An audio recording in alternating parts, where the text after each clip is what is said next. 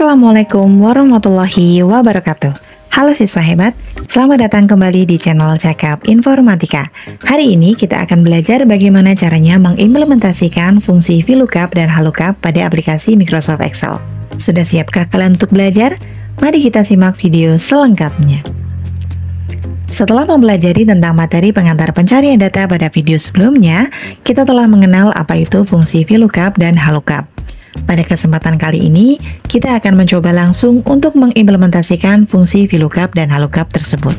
Bagi kalian yang belum sempat menonton video tentang pengantar pencarian data, silakan tonton videonya terlebih dahulu, link akan Ibu sertakan di deskripsi video. Perhatikan tabel berikut.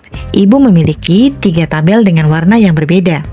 Tabel di sisi kiri dengan warna hijau memuat data utama, sedangkan tabel di sisi kanan dengan warna kuning memuat data referensi. Beberapa kolom di tabel utama atau di data utama masih kosong. Tugas kita adalah untuk melengkapi tabel tersebut. Bagaimana caranya? Yaitu dengan menggunakan acuan data referensi yang berada pada tabel di sisi kanan yang berwarna kuning, dan tentunya dengan mengaplikasikan fungsi VLOOKUP dan HLOOKUP. Sebelum kita mulai melengkapi tabel pada data utama, terlebih dahulu kita harus mengetahui kapan sih kita harus menggunakan fungsi VLOOKUP dan kapan kita harus menggunakan fungsi HLOOKUP. Coba perhatikan, pada data referensi terdapat 2 tabel. Tabel yang ada di atas adalah tabel yang disusun dengan format vertikal, di mana datanya ditulis tegak lurus dengan kolom atau menurun ke bawah. Sedangkan tabel yang berada di bawah ditulis dengan format horizontal, di mana datanya dituliskan mendatar ke samping. Jika kalian menemukan tabel yang disajikan dalam bentuk seperti di atas, maka kalian harus menggunakan fungsi VLOOKUP atau vertical lookup. Sedangkan jika kalian menemukan tabel yang disajikan dalam bentuk seperti tabel yang ada di bawah, maka kalian harus menggunakan fungsi HLOOKUP atau horizontal lookup. Sekarang kita akan mulai untuk melengkapi tabel yang ada pada data utama, dimulai pada kolom nama customer. Untuk menemukan data customer atau data nama customer, kita akan menggunakan data pada tabel referensi yang berada pada sisi kanan. Dari kedua tabel ini, yang memuat data nama customer adalah tabel yang ada di atas. Maka untuk mencari data customer atau data nama customer, kita akan menggunakan fungsi VLOOKUP atau vertical lookup. Dan kita akan menggunakan data referensi, yaitu tabel yang ada di atas. Sekarang kita akan mulai untuk mencari datanya. Kita akan tuliskan rumusnya di sini sama dengan VLOOKUP dalam kurung lookup value. Nah, lookup value di sini adalah nilai kunci yang akan bisa kita gunakan untuk mencari nama customer. Nilai kunci itu biasanya terdapat di data utama dan juga terdapat di data referensi. Jika kita perhatikan di sini, kolom yang ada di data utama namun juga ada di data referensi, yaitu kolom nomor pemesanan, yang diartikan bahwa nomor pemesanan bisa dijadikan sebagai lookup value ataupun nilai kunci. Maka kita akan pilih sel B3, nomor pemesanan.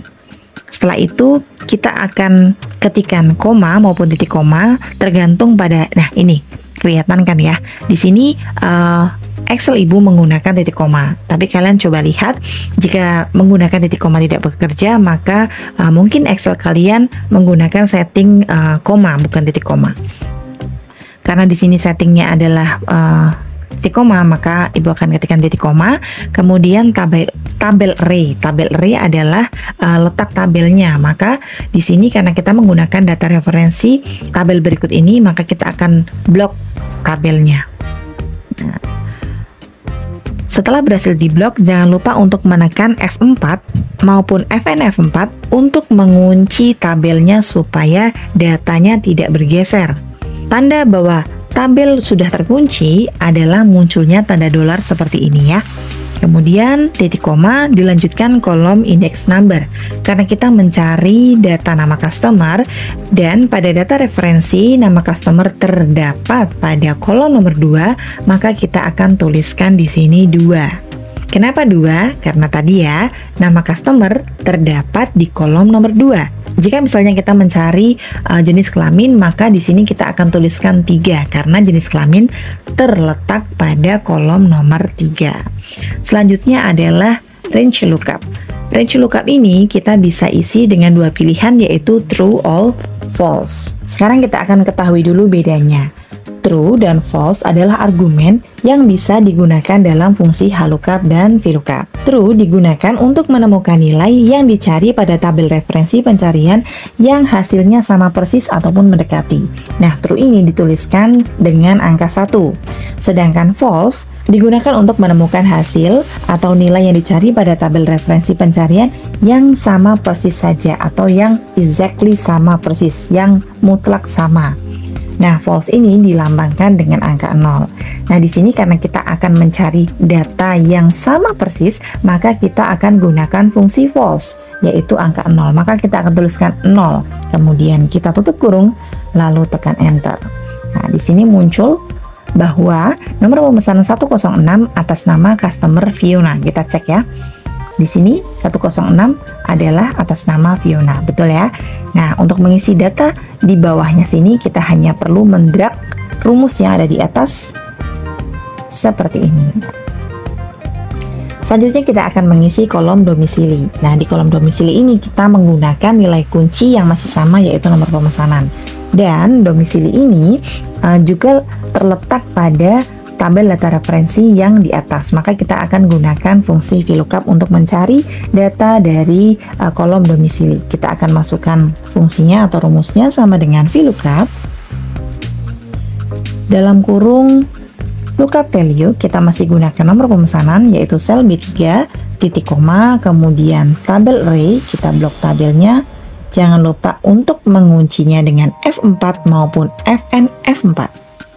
Nah, setelah muncul dolar seperti ini, kita lanjut titik koma lalu kolom index number. Karena kita mencari domisili, di sini letak domisili itu terletak pada kolom nomor 4, maka kita isikan di sini 4. Lalu karena kita mencari data yang sama persis, maka kita gunakan range lookup, yaitu false atau 0.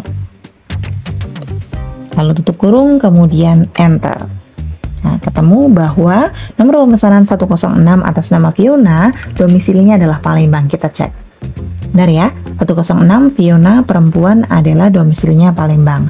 Seperti biasa, untuk mengisi data di bawahnya kita hanya perlu mengcopy paste rumusnya saja dengan cara mendragnya ke bawah. Seperti ini. Yang terakhir kita akan mengisi kolom lama pengiriman. Nah, untuk kolom lama pengiriman ini kita akan menggunakan tabel referensi yang ada di bawah. Yang berarti kita akan menggunakan fungsi HLOOKUP atau horizontal lookup. Kita akan menggunakan fungsi HLOOKUP, maka kita tulis dulu fungsinya sama dengan HLOOKUP. Dalam kurung, lookup value yang kita gunakan bukan lagi nomor pemesanan, karena di sini tabel yang ada di bawah ini hanya memuat kota dan lama pengiriman. Maka di sini lookup value yang bisa kita gunakan adalah domisili ya, atau kota di sini sama dengan domisili. Kita akan gunakan sel D3. Kita klik D3, kemudian titik koma, tabel array-nya kita blok, jangan lupa. Lalu kita kunci seperti biasa, F4 atau FNF4. Setelah muncul dolar, kita lanjut ke langkah selanjutnya, yaitu titik koma, lalu row index number atau baris keberapa yang akan kita cari. Karena kita di sini mencari lama pengiriman dan lama pengiriman di tabel ini adalah letaknya di baris kedua, maka kita akan bubuhkan angka 2 di sini, kemudian titik koma. Range lookupnya kita masih gunakan false karena kenapa? Karena kita ingin menemukan data yang sama persis. Maka kita gunakan 0 di sini. Kemudian tutup kurung, tekan enter. Lalu di sini muncul bahwa domisili Palembang itu lama pengirimannya 2 hari. Betul ya? Sini, Palembang 2 hari. Untuk mengisi data selanjutnya kita hanya perlu mendrag rumusnya ke bawah. Nah, kemudian jadilah seperti ini. Bagaimana? Gampang bukan? Itu dia adalah cara untuk mengimplementasikan rumus sederhana menggunakan VLOOKUP dan HLOOKUP. Selamat mencoba, selamat belajar. Sampai bertemu lagi pada video selanjutnya. Wassalamualaikum warahmatullahi wabarakatuh.